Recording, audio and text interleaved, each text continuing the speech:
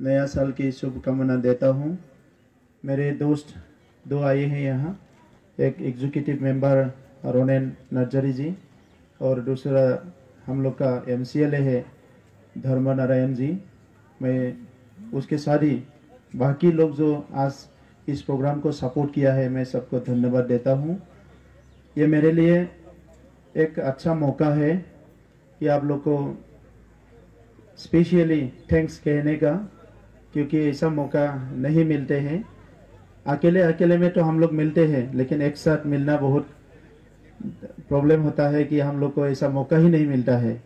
तो आज इस प्रोग्राम की थ्रू आप सबको मैं धन्यवाद देता हूँ कि आप लोग ने देश के लिए इतना कष्ट उठाया है, और ख़ास करके हमारा बोडो हार्डलैंड से जिसने भी आर्मी में गए हैं, डिफेंस में गए हैं, देश के लिए सेवा किया है, मैं सबको मेरा तहे दिल से मैं धन्यवाद देता हूँ।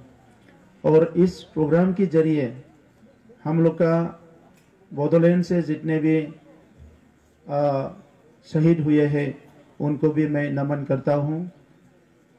उनके परिवार को मेरा जो हार्दिक दिल से मैं मेरा तरफ से मैं सैल्यूट करता हूँ। तो आज की इस प्रोग्राम में मुझे कुछ सीखने को मिला कि रीयूनियन बहुत ज़रूरत होता है, कि आर्मी में जब लोग रहते हैं वो एक अलग परिवार जैसा होता है, और एक परिवार ही ऐसा है कि देश सेवा का परिवार। तो मेरे टाइम में मैं काफ़ी सिचुएशन देखा। मैं जब कारगिल का वार हुआ था तब मैं NCC में था कॉलेज में। तो हमारे इधर से असम से भी काफ़ी लोग गए थे ट्रेन में। तो उसमें स्टेशन में जो सिचुएशन हुआ था उसको मुझे अपने आंखों से देखने को मिला कि विदा करने के समय पे मतलब कैसा एक सिचुएशन होता है, वो मैंने मेरे आंखों से देखा। और मेरा कम से कम 20 इयर्स मैं आर्मी में नहीं हूँ, लेकिन मेरा क्लोज एसोसिएशन रहा आर्मी से। एक तो स्टूडेंट लाइफ में मैं NCC में था, आर्म्स विंग में, आर्मी विंग में। हम लोग का NCC में आर्मी विंग एयरफोर्स होता है, तो मैं आर्मी विंग में थे। तो काफ़ी कैंप करने गए थे मैं गोवा में, अलग अलग स्टेट में। तो पूरा हम लोग को आर्मी की तरफ से ही जो सिखाया जाता था, तो वहाँ मेरा एक क्लोज एसोसिएशन हो गया था आर्मी से। उसके बाद जब मैं स्टूडेंट यूनियन में आया और एक मूवमेंट में आया, फिर आर्मी से एक रिलेशन बन गया, क्योंकि हमारा जो रीजन है इसमें एक उग्रवाद और इसका जो है एक आर्म रिवोल्यूशन का एक रीजन है। तो इसमें कंटिन्यू लास्ट 20 इयर्स में आर्मी का 25 इयर्स में ऑपरेशन रहा। तो उस टाइम बहुत कॉन्फ्लिक्ट होता था डिफेंस और सिविलियन के साथ, खास करके सिविलियन तो नहीं है, ये आर्म्स फोर्स के साथ। तो स्टेट एंड नॉन स्टेट जो कॉन्फ्लिक्ट होता था उसके बीच में हम लोग रह जाते थे। मेरा हर समय एक दुख होता था, जो मारने वाले हैं वो भी देश के कोई माँ का पुत्र है, और जो मरने वाले हैं वो भी देश का ही कोई माँ ने जन्म दिया हुआ एक पुत्र है। जो उग्रवादी कहते हैं हम लोग, मतलब सीमा पार से जो आते हैं वो अलग है, लेकिन देश के अंदर जो उग्रवाद का समस्या है इसको जल्द से जल्द हम लोग को इसको खत्म करना है, फिनिश करना है या सोल्यूशन करना है।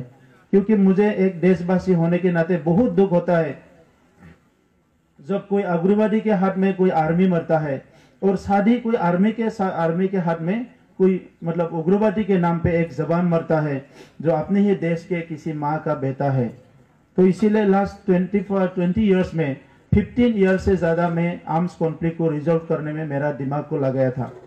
ये अकेले का तो बात नहीं है, लेकिन सब मिलके government of India, Narendra Modi ji आने के बाद, अमित शाह जी आने के बाद, और हमारा Assam government, arms force, IB, police, सब मिलके 27 जनवरी में हम लोग का एक एकॉर्ड हो गया। और ये एकॉर्ड जो है एक ऐतिहासिक एकॉर्ड है। 30 इयर्स के बाद हमारा जो एरिया है ये कम्प्लीटली आर्म्स फ्री हो गया है, और हमारे एरिया में कोई उग्रवाद का नाम कोई ऑर्गेनाइजेशन नहीं है।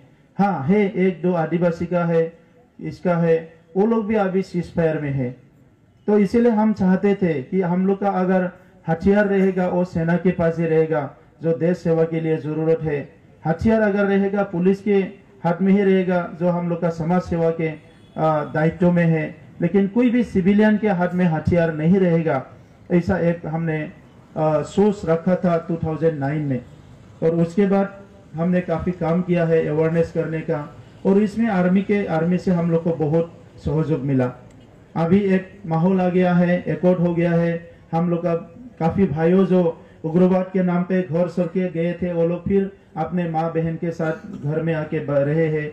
लेकिन उनका जो सोच है, इसको कम्प्लीटली मेन स्ट्रीम में लाने के लिए हम लोग को आपका ज़रूरत है।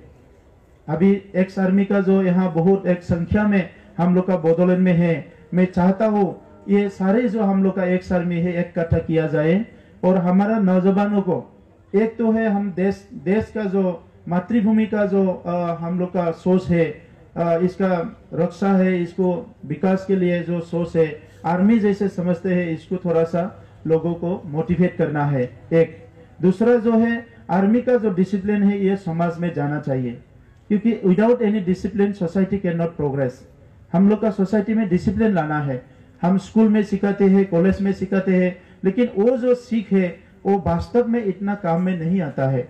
तो इसीलिए जो 30-30 साल, 25-25 साल, 22-22 साल आर्मी में रह के जो डिसिप्लिन सीख के आते हैं, इसको अगर समाज में हम थोड़ा सा भी 20% भी अगर हम लोग लगा सकते हैं, तो हम लोग का जो है सोसाइटी बहुत आगे बढ़ेगा। अभी मेरा जो है शरीर जो है बड़ा हो गया है, मैं कुछ सर्जरी किया था तो मैं एक्सरसाइज कर नहीं पाया, लेकिन मैं भी बहुत स्पीड से चल सकता हूँ। मेरा दोस्तों सरप्राइज होता है कि आप इतना भारी है कि आप इतना चल सकते हैं। अभी तक भी मैं 25 किलोमीटर तो कम से कम चल सकता हूँ, भाग भी सकता हूँ मैं। तो इसीलिए ये क्या क्यों हुआ, क्योंकि एनसीसी में जब एनसीसी में गया, मेरा भी एक सपना था आर्मी बनने का।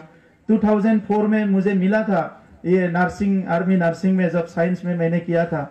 उससे पहले 2002 में फिर मैं जब क्लास 10 में था तभी मुझे आर्मी में मिला था, लेकिन मेरा जो तकदीर है इसमें नौकरी का लिखा हुआ नहीं था।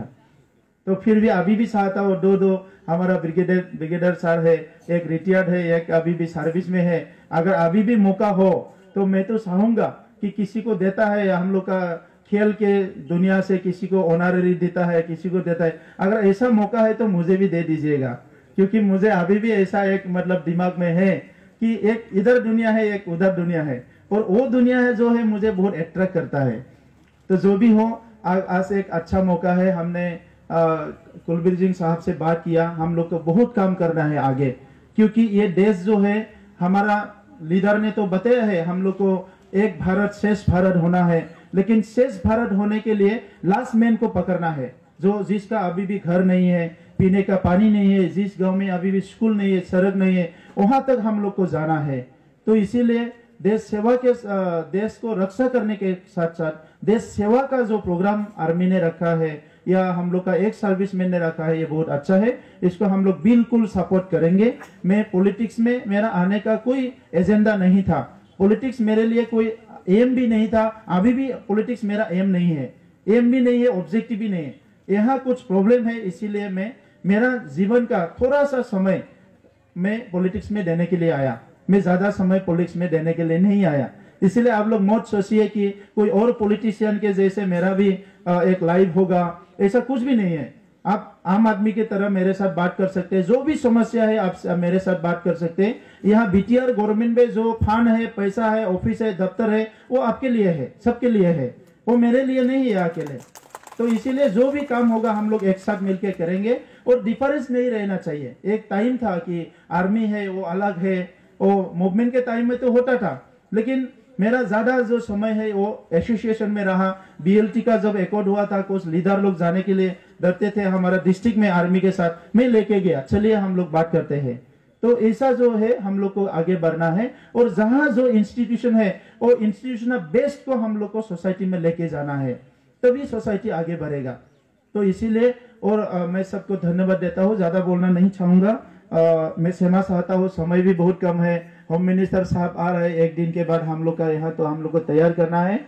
यहाँ जो आप लोग को जमीन मिला है, वो जमीन में आप लोग जो अभी सोच रहे हैं कि कैसा क्या करें, तो मैं भी नया हूँ, फिर भी मैं आके क्योंकि हम लोग को करना है, और आप लोग से ज्यादा मुझे जरूरत है आप लोग को।